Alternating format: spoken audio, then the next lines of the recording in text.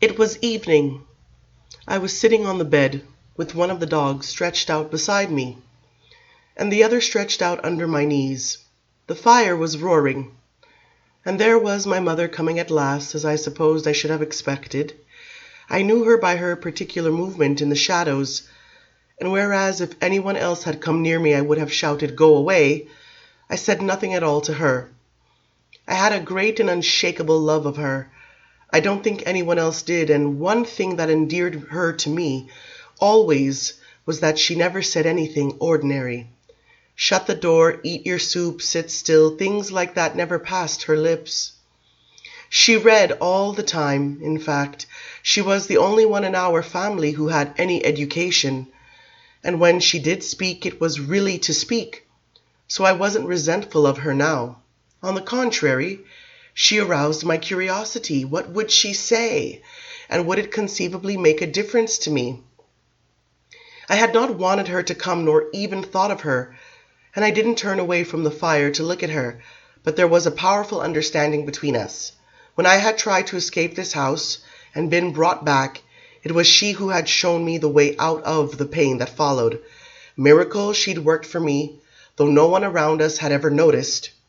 Her first intervention had come when I was 12, and the old parish priest who had taught me some poetry by rote, and to read an anthem or two in Latin, wanted to send me to school at the nearby monastery. My father said no, that I could learn all I needed in my own house. But it was my mother who roused herself from her books to do loud and vociferous battle with him. I would go, she said, if I wanted to, and she sold one of her jewels to pay for my books and clothing. Her jewels had all come down to her from an Italian grandmother, and each had its story, and this was a hard thing for her to do, but she did it immediately. My father was angry and reminded her that if this had happened before he went blind, his will would have prevailed surely. My brothers assured him that his youngest son wouldn't be gone long. I'd come running home as soon as I was made to do something I didn't want to do. Well, I didn't come running home. I loved the monastery school. I loved the chapel and the hymns, the library, with its thousands of old books, the bells that divided the day, the ever-repeated rituals. I loved the cleanliness of the place, the overwhelming fact that all things here were well kept and in good repair, that work never ceased throughout the great house and the gardens. When I was corrected, which wasn't often, I knew an intense happiness because someone for the first time in my life was trying to make me into a good person, one who could learn things. Within a month, I declared my vocation. I wanted to enter the order. I wanted to spend my life in those immaculate cloisters, in the library, writing on parchment and learning to read the ancient books. I wanted to be enclosed forever with people who believed I could be good if I wanted to be. I was liked there, and that was a most unusual thing. I didn't make other people there unhappy or angry. The Father Superior wrote immediately to ask my father's permission, and frankly, I thought my father would be glad to be rid of me. But 3 days later, my brothers arrived to take me home with them. I cried and begged to stay, but there was nothing the Father Superior could do. And as soon as we reached the castle, my brothers took away my books and locked me up. I didn't understand why they were so angry. There was the hint that I had behaved like a fool for some reason. I couldn't stop crying. I was walking round and smashing my fist into things and kicking the door. Then my brother Augustin started coming in and talking to me. He'd circled the point at first, but what came clear finally was that no member of a great French family was going to be a poor teaching brother. How could I have misunderstood everything so completely? I was sent there to learn to read and write. Why did I always have to go to extremes? Why did I behave habitually like a wild creature?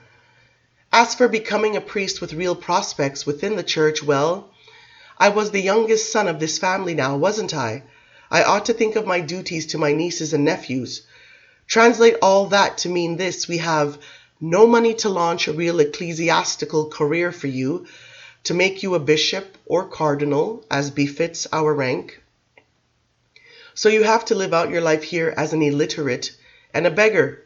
Come in the great hall and play chess with your father. After I got to understand it, I wept right at the supper table and mumbled words no one understood about this house of ours being chaos, and was sent back to my room for it. Then my mother came to me. She said, "You don't know what chaos is. Why do you use words like that?" "I know," I said. I started to describe to her the dirt and the decay that was everywhere here, and to tell how the monastery had been clean and orderly, a place where if you set your mind to it you could accomplish something. She didn't argue, and young as I was, I knew that she was warming to the unusual quality of what I was saying to her. The next morning she took me on a journey. We rode for half a day before we reached the impressive chateau of a neighboring lord, and there she and the gentleman took me out to the kennel, where she told me to choose my favorites from a new litter of Mastiff puppies. I have never seen anything as tender and endearing as these little Mastiff pups, and the big dogs were like drowsy lions as they watched us, simply magnificent. I was too excited almost to make the choice. I brought back the male and female that the Lord advised me to pick, carrying them all the way home on my lap in a basket. And within a month my mother also bought for me my first flintlock musket and my first good horse for riding. She never did say why she'd done all this, but I understood in my own way what she had given me. I raised those dogs, trained them, and founded a great kennel upon them. I became a true hunter with those dogs, and by the age of 16 I lived in the field. But at home I was more than ever a nuisance. Nobody really wanted to hear me talk of restoring the vineyards, or replanting the neglected fields, or of making the tenants stop stealing from us. I could affect nothing. The silent ebb and flow of life without change seemed deadly to me. I went to church on all the feast days just to break the monotony of life, and when the village fairs came round I was always there, greedy for the little spectacles I saw at no other time, anything really to break the routine. It might be the same old jugglers, mimes, and acrobats of years past, but it didn't matter. It was something more than the change of the seasons and the idle talk of past glories. But that year, the year I was 16, a troupe of Italian players came through with a painted wagon, in back of which they set up the most elaborate stage I'd ever seen. They put on the old Italian comedy with Pantaloon and Pulcinella, and the young lovers Lelio and Isabella, and the old doctor, and all the old tricks. I was in raptures watching it. I'd never seen anything like it. The cleverness of it, the quickness, the vitality. I loved it even when the words went so fast I couldn't follow them. When the troupe had finished and collected what they could from the crowd, I hung about with them at the inn and stood them, all to wine I couldn't really afford, just so that I could talk to them. I felt inexpressible love for these men and women. They explained to me how each actor had his role for life, and how they did not use memorized words, but improvised everything on the stage. You knew your name, your character, and you understood him and made him speak and act as you thought he should. That was the genius of it. It was called the Commedia dell'arte. I was enchanted. I fell in love with the young girl who played Isabella. I went into the wagon with the players and examined all the costumes and the painted scenery.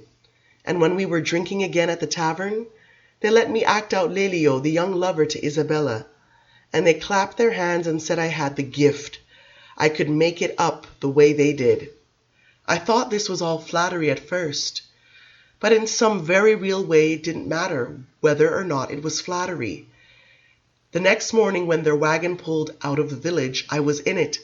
I was hidden in the back, with a few coins I'd managed to save, and all my clothes tied in a blanket. I was going to be an actor. Now, Lelio in the old Italian comedy is supposed to be quite handsome. He's the lover, as I have explained.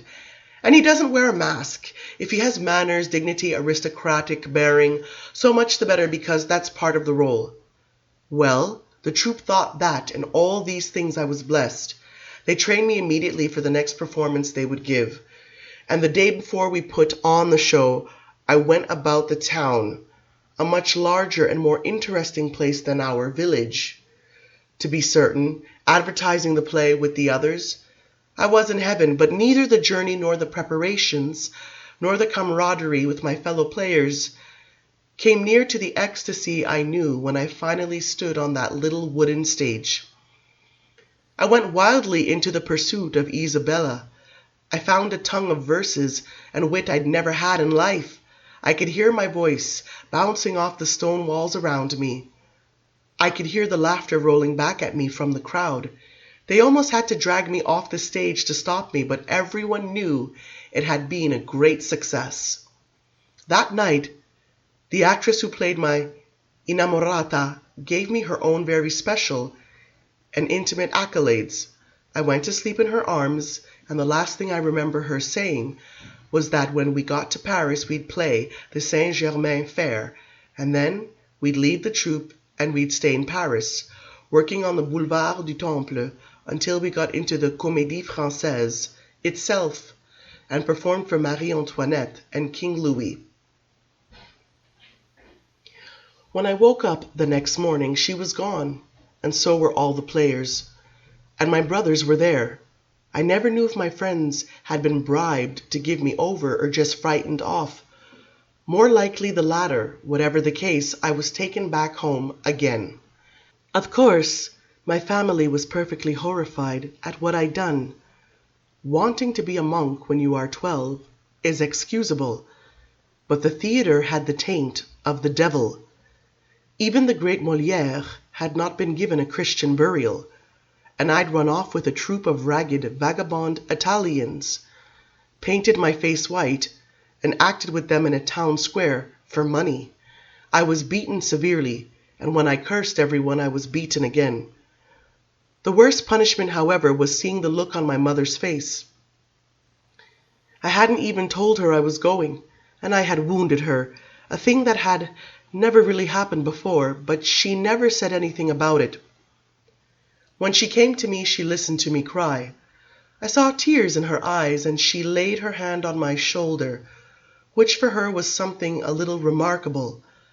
I didn't tell her what it had been like those few days, but I think she knew. Something magical had been lost utterly, and once again she defied my father. She put an end to the condemnations, the beatings, the restrictions. She had me sit beside her at the table. She deferred to me, actually talked to me, in conversation that was perfectly unnatural to her, until she had subdued and dissolved the rancor of the family.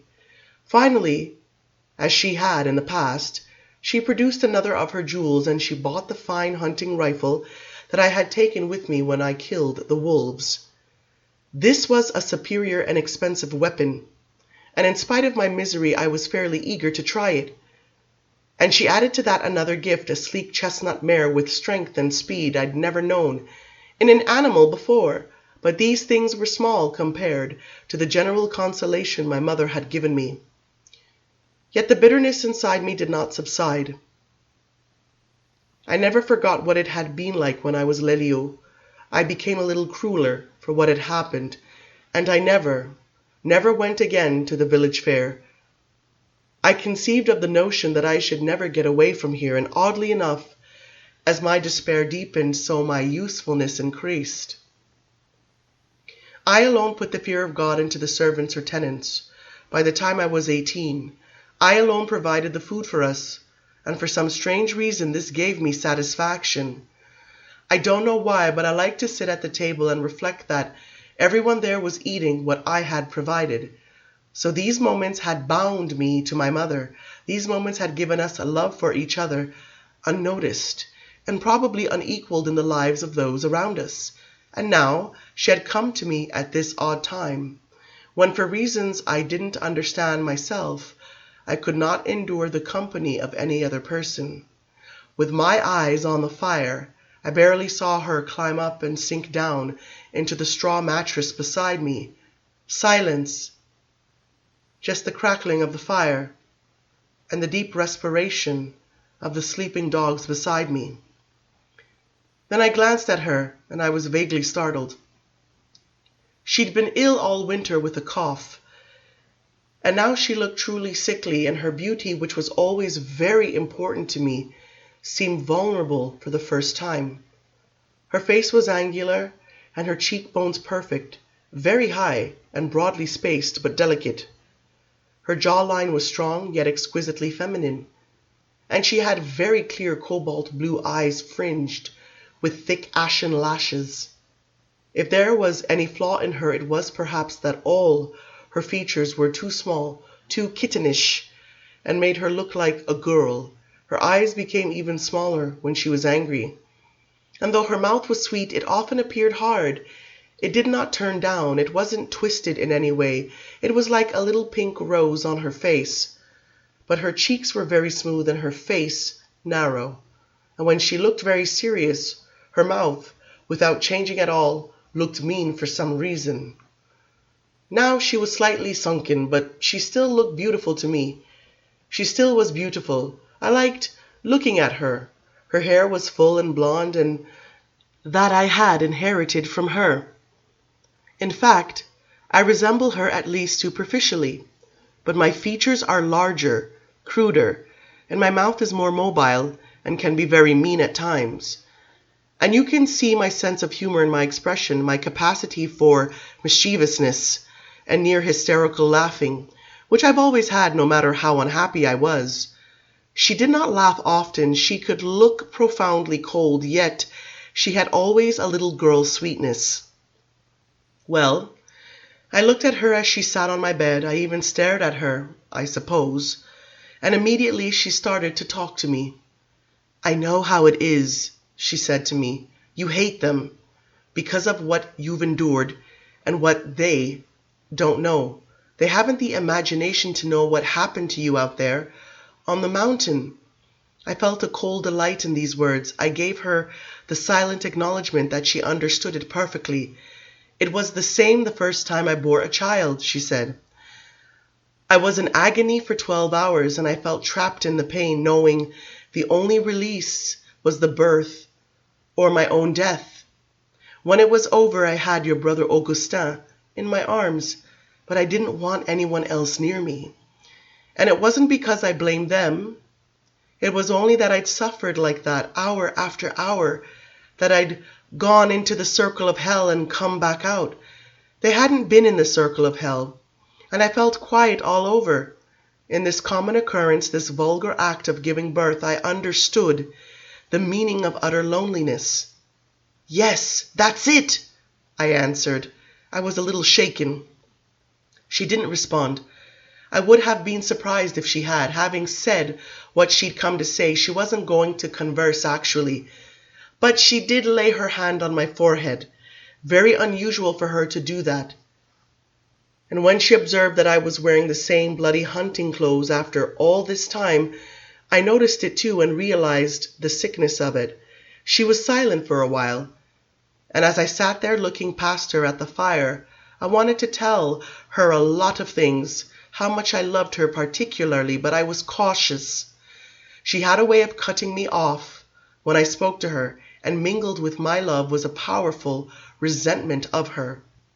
All my life I'd watched her read her Italian books and scribble letters to people in Naples where she had grown up, yet she had no patience even to teach me or my brothers the alphabet. And nothing had changed after I came back from the monastery. I was 20, and I couldn't read or write more than a few prayers. And my name, I hated the sight of her books. I hated her absorption in them. And in some vague way, I hated the fact that only extreme pain in me could ever wring from her the slightest warmth or interest. Yet she'd been my savior, and there was no one but her, and I was as tired of being alone, perhaps, as a young person can be.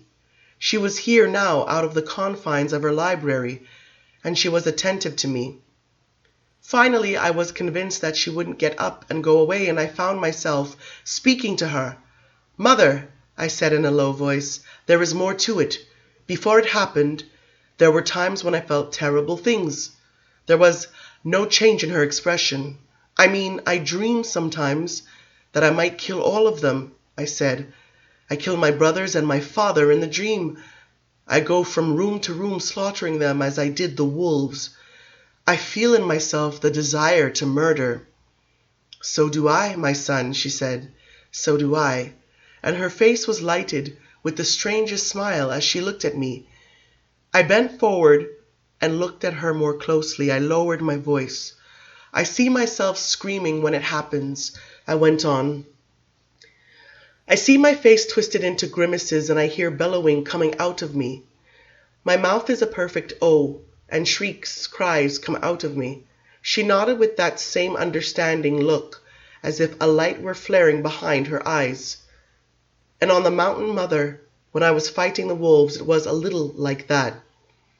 "Only a little?" she asked. I nodded. "I felt like someone different from myself when I killed the wolves, and now I don't know who is here with you. Your son Lestat or that other man, the killer." She was quiet for a long time. "No," she said finally, "it was you who killed the wolves. You're the hunter, the warrior. You're stronger than anyone else here. That's your tragedy." I shook my head. That was true, but it didn't matter. It couldn't account for unhappiness such as this. But what was the use of saying it? She looked away for a moment, then back to me. "But you're many things," she said, "not only one thing. You're the killer and the man, and don't give in to the killer in you just because you hate them. You don't have to take upon yourself the burden of murder or madness to be free of this place. Surely there must be other ways." Those last two sentences struck me hard. She had gone to the core, and the implications dazzled me. Always I'd felt that I couldn't be a good human being and fight them. To be good meant to be defeated by them, unless, of course, I found a more interesting idea of goodness. We sat still for a few moments, and there seemed an uncommon intimacy even for us. She was looking at the fire, scratching at her thick hair, which was wound into a circle on the back of her head. "You know what I imagine," she said, looking towards me again. "Not so much the murdering of them as an abandon, which disregards them completely. I imagine drinking wine until I'm so drunk I strip off my clothes and bathe in the mountain streams naked." I almost laughed, but it was a sublime amusement. I looked up at her, uncertain for a moment that I was hearing her correctly. But she had said these words, and she wasn't finished. "And then I imagined going into the village," she said, "and up into the inn and taking into my bed any men that come there, crude men, big men, old men, boys, just lying there and taking them one after another, and feeling some magnificent triumph in it, some absolute release without a thought of what happens to your father or your brothers, whether they are alive or dead. In that moment I am purely myself. I belong to no one." I was too shocked and amazed to say anything, but again, this was terribly, terribly amusing.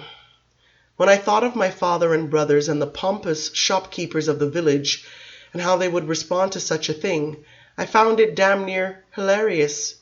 If I didn't laugh aloud, it was probably because the image of my mother naked made me think I shouldn't, but I couldn't keep altogether quiet. I laughed a little, and she nodded, half smiling. She raised her eyebrows as if to say, "We understand each other." Finally, I roared laughing. I pounded my knee with my fist and hit my head on the wood of the bed behind me, and she almost laughed herself. Maybe in her own quiet way she was laughing. Curious moment, some almost brutal sense of her as a human being, quite removed from all that surrounded her. We did understand each other, and all my resentment of her didn't matter too much. She pulled the pin out of her hair and let it tumble down to her shoulders. We sat quiet for perhaps an hour after that, no more laughter or talk, just the fire blazing, and her near to me. She had turned so she could see the fire. Her profile, the delicacy of her nose and lips, were beautiful to look at. Then she looked back at me, and in the same steady voice, without undue emotion, she said, "I'll never leave here. I am dying now." I was stunned. The little shock before was nothing to this. "I'll live through this spring," she continued, "and possibly the summer as well. but I won't survive another winter. I know. The pain in my lungs is too bad. I made some little anguished sound. I think I leaned forward and said, "Mother!" "Don't say any more," she answered. I think she hated to be called mother, but I hadn't been able to help it. "I just wanted to speak it to another soul," she said, "to hear it out loud. I'm perfectly horrified by it. I'm afraid of it." I wanted to take her hands, but I knew she'd never allow it. She just liked to be touched. She never put her arms around anyone, and so it was in our glances that we held each other. My eyes filled with tears looking at her. She patted my hand. "Don't think on it much," she said. "I don't. Just only now and then. But you must be ready to live on without me when the time comes. That may be harder for you than you realize." I tried to say something. I couldn't make the words come. She left me just as she'd come in silently. And though she'd never said anything about my clothes or my beard or how dreadful I looked, she sent the servants in with clean clothes for me, and the razor, and warm water, and silently I let myself be taken care of by them.